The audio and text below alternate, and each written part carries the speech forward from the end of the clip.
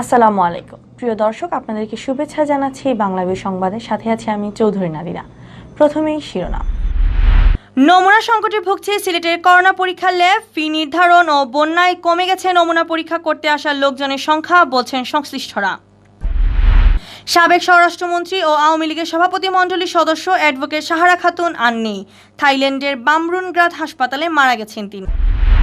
700 বছরের ইতিহাসে এবার হচ্ছে না হযরত শাহজালাল রহমতুল্লাহ আলাহির ওরস।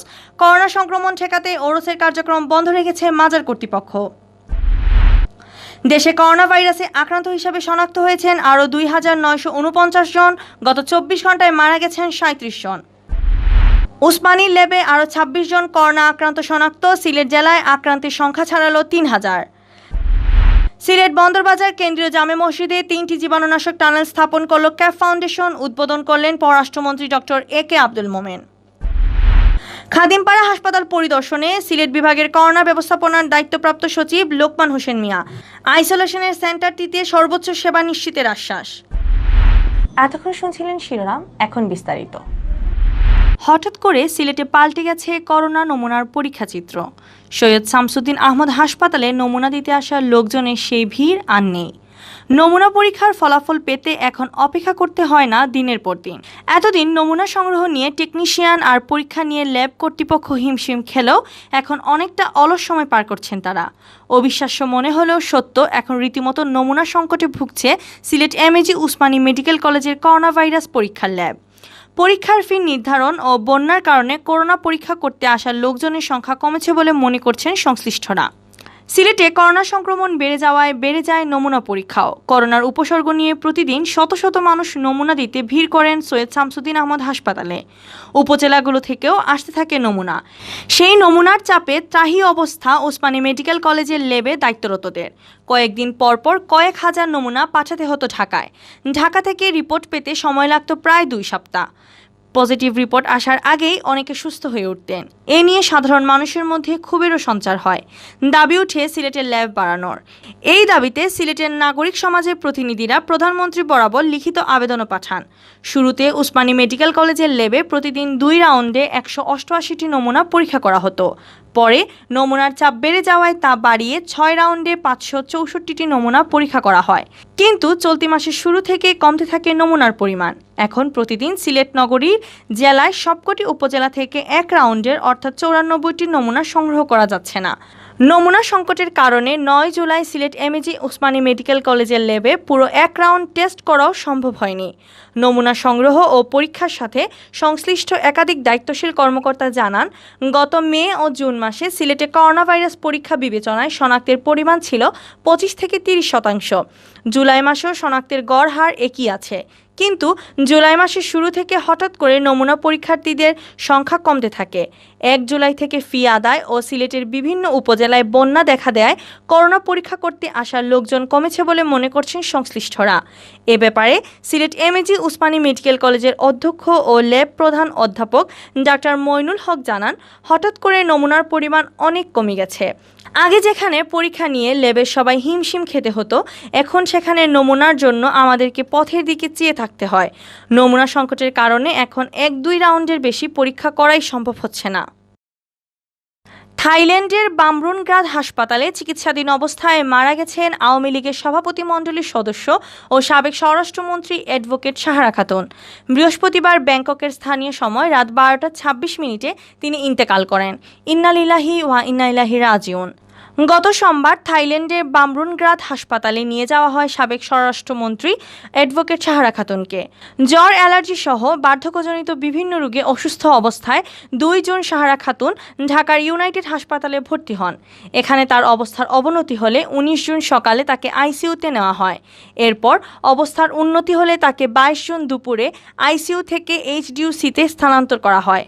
পরে 26 জুন সকালে শারীরিক অবস্থার অবনতি হলে আবারও তাকে আইসিইউতে নেওয়া হয়। আগের দিন থেকেই দেশের বিভিন্ন জায়গা থেকে হাজার হাজার ভক্ত আশিকান্ডা ছুটে আসতেন সিলেটে। পরদিন সকাল থেকে গিলাফ নিয়ে তারা যেতেন হযরত শাহজালাল রহমতুল্লাহ আলাহির মাজারে। মাজারে গিলাফ ছড়িয়ে দিয়ে শাহজালালের ওসিলা ধরে মোনাজাত করতেন আল্লাহর কাছে। কিন্তু করোনা পরিস্থিতিতে এবছর হযরত শাহজালাল রহমতুল্লাহ আলাইহির ওরসে সকল কার্যক্রম বন্ধ রাখা হয়েছে। শনিবার ও রোববার দুদিনব্যাপী ওরস হওয়ার কথা থাকলেও করোনা সংক্রমণ ঠেকাতে ভক্ত আশিকানদের মাজারে ভিড় না করার অনুরোধ জানিয়েছে মাজার কর্তৃপক্ষ ও পুলিশ প্রশাসন।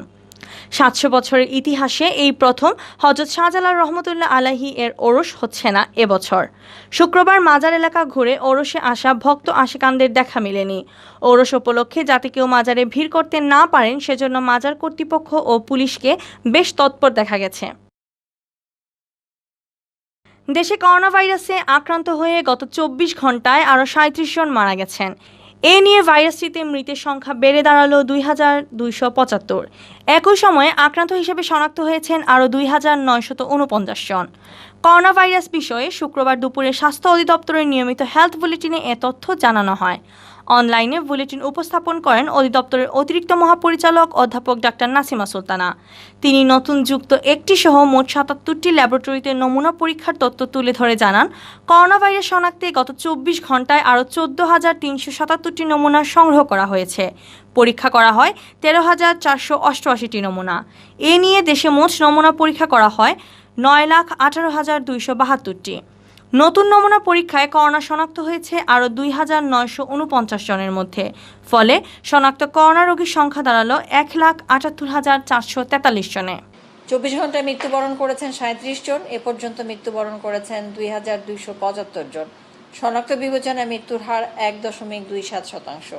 গত 24 ঘন্টায় যা পরীক্ষা হয়েছে তাতে শনাক্ত হয়েছে 2,949 জন এবং এ পর্যন্ত শনাক্ত হয়েছেন 1,78,443 জন। 24 ঘন্টায় শনাক্তের হার 21.86% এবং এ পর্যন্ত শনাক্তের হার 19.43%। আক্রান্তদের মধ্যে মারা গেছেন আরও 37 জন। গত 24 ঘন্টায় মারা যাওয়া 37 জনের মধ্যে 29 জন পুরুষ ও 8 জন নারী।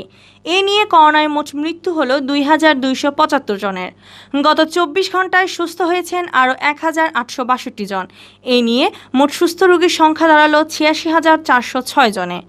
24 ঘন্টায় সুস্থ হয়েছেন 1,862 জন এবং এ পর্যন্ত সুস্থ 86,406 জন। শনাক্ত বিবেচনার সুস্থতার হার 48.42%। গত 24 ঘন্টায় নমুনা পরীক্ষার তুলনায় রোগী শনাক্তের হার 21.86% আর সুস্থতার হার 48.42% এবং মৃত্যুর হার 1.27%। মহামারী করোনা ভাইরাসে আক্রান্তের সংখ্যা সিলেটে বেড়েই চলছে। বৃহস্পতিবার সিলেটে ওসমানী মেডিকেল কলেজের ল্যাবে আরও 26 জনের শরীরে শনাক্ত হয়েছে প্রাণঘাতী করোনা। এ নিয়ে সিলেট জেলায় আক্রান্তের সংখ্যা দাঁড়িয়েছে 3,010 জনে। বৃহস্পতিবার সিলেট ওসমানী মেডিকেল কলেজের ল্যাবে 94 জনের নমুনা পরীক্ষা করা হয়। এর মধ্যে 26 জনের শরীরে শনাক্ত হয়েছে করোনা ভাইরাস। এর মধ্যে 19 জন সিলেট মহানগর ও সদর উপজেলার বাসিন্দা। করোনায় আক্রান্ত এই 19 জনের মধ্যে 2 জন চিকিৎসক রয়েছেন। এছাড়া আক্রান্তদের মধ্যে কানাইঘাটের 2 জন এবং জৈন্তাপুর, ওসমানীনগর, সুনামগঞ্জের দিরাই ও মৌলভীবাজার সদরের 1 জন করে রয়েছেন। সব মিলিয়ে সিলেট জেলায় এখন করোনা রোগীর সংখ্যা দাঁড়িয়েছে 3,010 জনে। সিলেট বন্দরবাজার কেন্দ্রীয় জামে মসজিদে 3টি জীবাণুনাশক টানেল স্থাপন করেছে community against poverty cap foundation. শুক্রবার বাদ জুম্মা ভিডিও কনফারেন্সের মাধ্যমে টানেলগুলোর উদ্বোধন করেন পররাষ্ট্রমন্ত্রী ডক্টর এ.কে আব্দুল মোমেন। এ সময় doctor A K Abdul Momen cap ফাউন্ডেশনের উত্তরোত্তর সমৃদ্ধি কামনা ও ধন্যবাদ জ্ঞাপন করেন। উদ্বোধনকালে মোনাজাত পরিচালনা করেন সিলেট বন্দরবাজার কেন্দ্রীয় জামে মসজিদের ইমাম মুফতি আবু হুরায়রা নোমান। পররাষ্ট্রমন্ত্রী ডক্টর মোমেনও এই মোনাজাতে অংশ নেন। পরে মসজিদ কর্তৃপক্ষের কাছে টানেলগুলো তুলে দেন বাংলাদেশ আওয়ামী লীগের কেন্দ্রীয় সাংগঠনিক সম্পাদক শফিউল আলম চৌধুরী নাদেল ও সিলেট সিটি কর্পোরেশনের কাউন্সিলর আজাদুর রহমান আজাদ। এ সময় অন্যান্যদের মধ্যে উপস্থিত ছিলেন ক্যাপ ফাউন্ডেশনের legal adviser barrister Moinul Islam, project coordinator Mohammad Delwar Hossain ও কেন্দ্রীয় জামে মসজিদের মোতোয়াল্লি মোহাম্মদ নাজমুল হোসেন।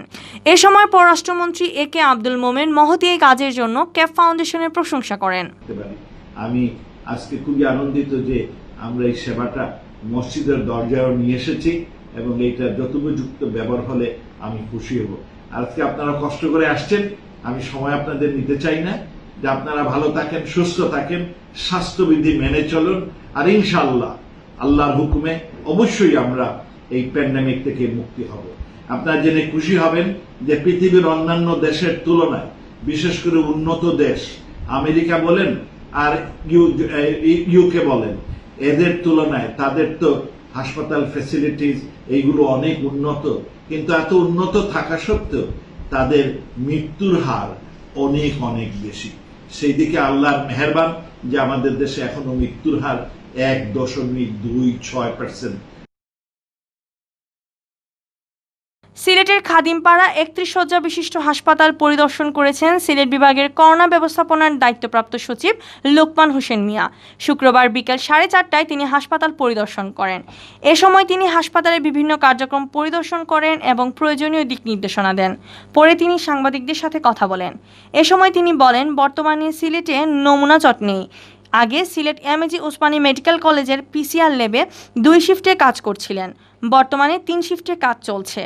এছাড়া শাহজালাল বিজ্ঞান ও প্রযুক্তি বিশ্ববিদ্যালয়ের পিসিআর ল্যাবেও নমুনা পরীক্ষা বেড়েই চলেছে। তিনি আরও বলেন, খাদিমপাড়ার এই হাসপাতালটি করোনা হাসপাতাল নয়, এটি একটি আইসোলেশন সেন্টার। এখানে উপসর্গ নিয়ে রোগীরা আসতে পারেন। এখানে আসলে অক্সিজেন সহ প্রয়োজনীয় চিকিৎসা দেওয়া হবে। এ সময় উপস্থিত ছিলেন সিলেটের বিভাগীয় কমিশনার মোহাম্মদ মশিউর রহমান, সিলেটের জেলা প্রশাসক এম কাজী এমদাদুল ইসলাম, সিলেটের সিভিল সার্জন ডক্টর প্রেমানন্দ মণ্ডল, হাসপাতালের RMO ডাক্তার আবেদা বেগম। এতক্ষণ শুনছিলেন বাংলাভিউ সংবাদ। এরপর প্রচারিত হবে সিলেটের আঞ্চলিক ভাষায় সংবাদ। দেখার আমন্ত্রণ রইল। সাথে থাকার জন্য ধন্যবাদ।